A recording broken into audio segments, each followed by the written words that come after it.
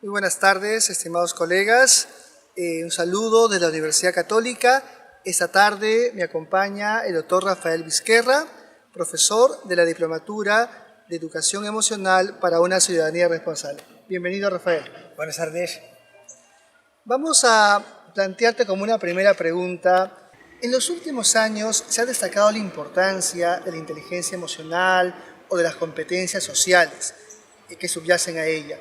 ¿Por qué crees que es importante el desarrollo de las emociones en la formación profesional y en el desarrollo profesional en general?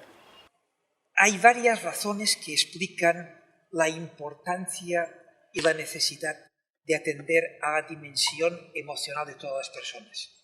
Voy a citar algunas de ellas. Por una parte, hay una prevalencia en la sociedad de la mayoría de los países, y casi me atrevería a decir probablemente de todos, de ansiedad, estrés, depresión, malestar en general, que en la medida que una persona toma conciencia de ello, busca solución.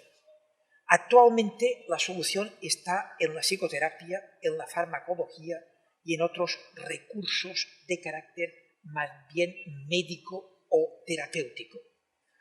Con la educación emocional lo que se pretende es atender en la dimensión preventiva.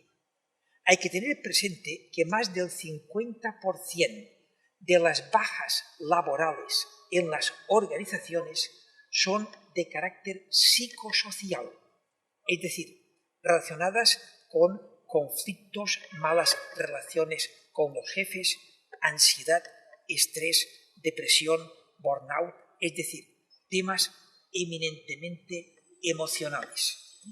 La conflictividad, que está muy presente, tiene una carga muy importante de la emoción.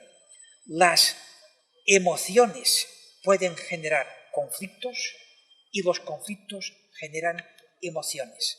Esta relación entre conflicto y emoción, con la inevitabilidad del conflicto, permite tomar conciencia de la importancia de la emoción, que puede dificultar o incluso impedir la gestión o solución del conflicto.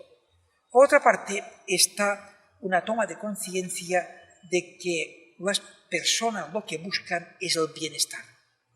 Hasta ahora ha sido el bienestar material, también el bienestar físico, que es la salud.